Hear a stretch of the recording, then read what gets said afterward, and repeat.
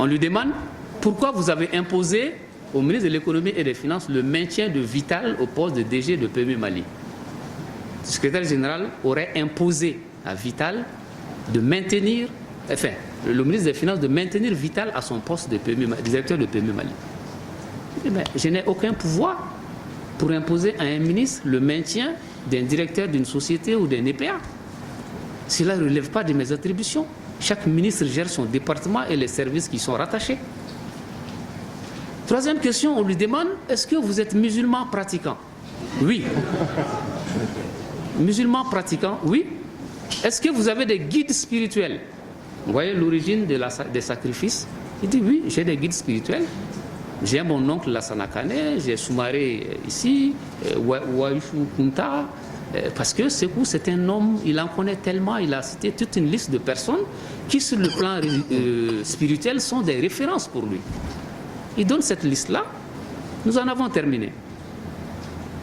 Est-ce que, il y a d'autres questions, est-ce que vous êtes en lien avec Boubou? Non, je ne suis pas en lien avec Boubou, je l'ai vu une fois après sa détention. Et de l'autre côté, maintenant, est-ce que vous avez des liens avec d'autres de ses parents? Il dit oui, je connais son grand frère, qui est un bon grand frère, et puis c'est tout. Nous en avons terminé. Voilà toutes les questions que la sécurité d'État a posées au cerveau présumé d'une tentative de déstabilisation de l'État du Mali. Voilà toutes les questions. Rien d'autre. Il n'y a pas d'audio, il n'y a pas de document écrit, il n'y a pas de témoignage, il n'y a pas d'aveu par rapport à une quelconque déstabilisation, il n'y a pas d'armes non plus. Il n'y a que des questions et des affirmations. Ça, c'est les renseignements généraux du Mali. Voilà ce que les renseignements généraux financés à coups de milliards ont pu réunir comme éléments dans le cadre de la déstabilisation de la transition. Voilà tous les éléments qu'il y a. Que des questions et des affirmations. Donc, c'est vous dire simplement que dans cette affaire, le véritable fond du problème, c'est la position institutionnelle de Sékou. On a parlé ici d'organisation des élections par la transition. Tout le monde pense à des élections transparentes et crédibles. Et je pense que le fait de soupçonner des personnes d'avoir un destin présidentiel par ceux qui sont en charge d'organiser des élections crédibles au sortir de tout ce qu'on vient de connaître pose vraiment des questions. Quelles sont les intentions cachées par rapport à ces élections à venir? Parce que la question des élections est au centre. Parce que tout ce qu'on reproche à Boubou, c'est de vouloir déstabiliser les institutions parce qu'il a un destin présidentiel. Et Boubou ne peut être président qu'à partir des élections. Ils savent que Boubou ne peut pas avoir des armes. Ils n'ont pas d'armée. Est-ce qu'avoir un destin présidentiel pour des élections futures est une infraction? Boubou est un candidat potentiel comme tout Malien. Si on commence déjà à soupçonner ceux qui veulent être président de la République de vouloir déstabiliser les institutions, et vous venez nous dire en même temps qu'on doit organiser des élections crédibles et transparentes, je pense qu'on peut se poser des questions. On peut se poser des questions. Le lien entre Sékou et Boubou, c'est que Sékou a une position administrative centrale au niveau de la présidence. Sékou a collaboré avec Boubou dans le temps. Donc si Boubou a des ambitions présidentielles, Sékou peut, selon leur imagination, de par sa position, influencer les choses à la faveur de Boubou. Voilà les imaginations sur la base desquelles Sékou se trouve impliqué dans cette affaire-là. Donc qu'est-ce qu'il faut faire? Il faut le faire bouger. Il faut l'enlever. Sur le plan professionnel, irréprochable. Sur le plan moral, irréprochable. Maintenant, qu'est-ce qu'on fait? On monte un film, un scénario, et puis maintenant, on balance ça. On intimide. Juste pour avoir le poste de Sékou. Et avoir une mainmise peut-être sur des choses que nous n'imaginons même pas. Mais en ce qui nous concerne, Sékou m'a dit, il rassure l'opinion publique et internationale, que ce poste, en réalité, est différent de sa carrière. Il n'y a pas un magistrat de son âge qui a une expérience administrative aussi accomplie que lui. Partout où il est passé, il a servi avec loyauté. Il a servi avec dignité. Et beaucoup d'entre vous ne le connaissent même pas parce que c'est un homme de l'ombre. Badaou ne le connaît ni d'Adam ni d'Ève. Les personnes qui sont au pouvoir aujourd'hui ne le connaissent pas. Il a pris fonction pendant qu'il y avait le désordre. Kamisa n'était pas là. Et après quelques jours, on a compris que lui, il maîtrise ce travail, il le connaît bien, on le confirme. Voilà comment Sékou s'est retrouvé secrétaire général de la présidence. Il n'a pas candidaté, il n'a pas cherché comme ça se fait d'habitude. Et beaucoup de personnes veulent ce poste-là, et je pense qu'ils l'auront. En tout cas, ce que nous souhaitons, c'est laver l'honneur et la dignité de Sékou dans cette affaire. Laver l'honneur et la dignité des autres personnes qui sont détenues sur la base de ces indices, qui ne sont ni graves, ni concordants, mais privés de liberté. Mais privés de liberté sur de simples affirmations. Pas d'éléments de preuve, pas d'aveu, pas de pièces à conviction, que des questions. Ce dossier est une compilation de questions et d'affirmations.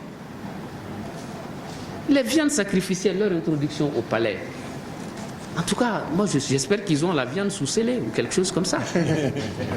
Parce que quand on parle de viande sacrificielle, et on n'a même pas dit de viande, on a mis viande au pluriel, ça veut dire qu'il y a beaucoup de types de viande.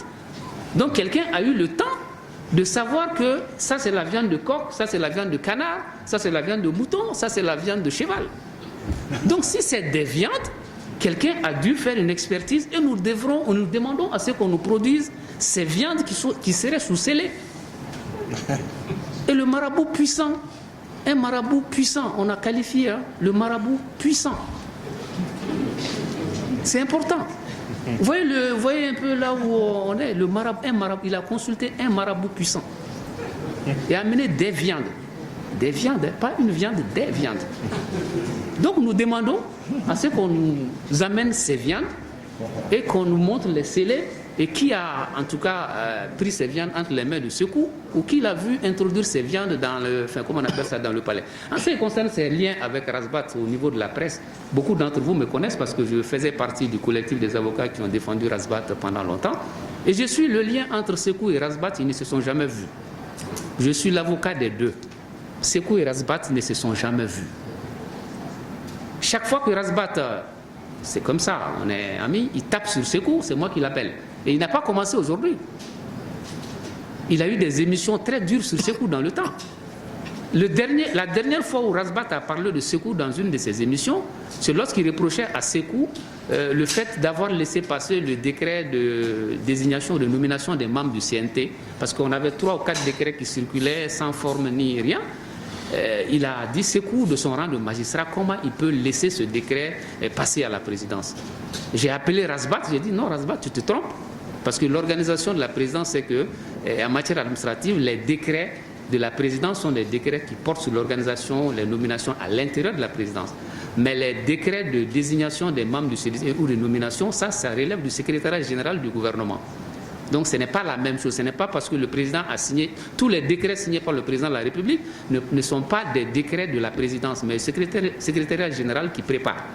Il y a certains que la présidence prépare. Donc je lui ai dit qu'il y a une nuance à ce niveau. Il dit que ça, il ne le savait pas. Donc on est passé.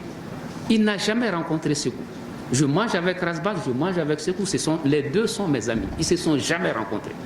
On dit que Sékou aurait transmis les confidences du président à Razbat. Mais qui connaît les confidences du président?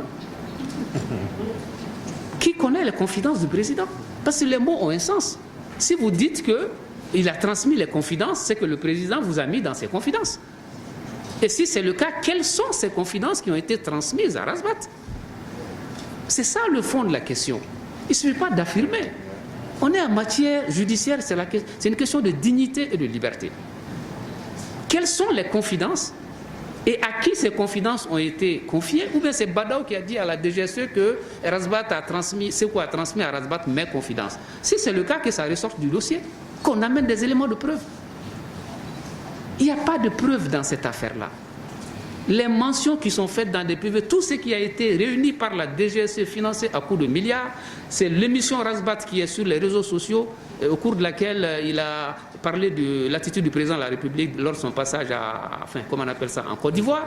Il y a la voiture dans laquelle M. Diop a été enlevé, il y a 2 clés de Prado, et voilà, c'est des choses comme ça.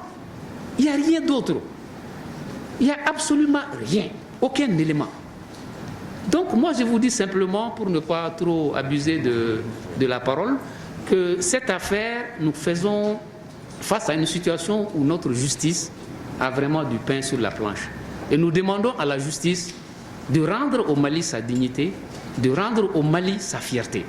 Parce que la transition, elle est conjoncturelle, elle est passagère, mais la justice, elle est pérenne. Et la justice est tenue par des magistrats qui ont prêté un serment. Et leur sort, ici sur terre, comme dans l'au-delà pour les croyants, est différent du sort des autres.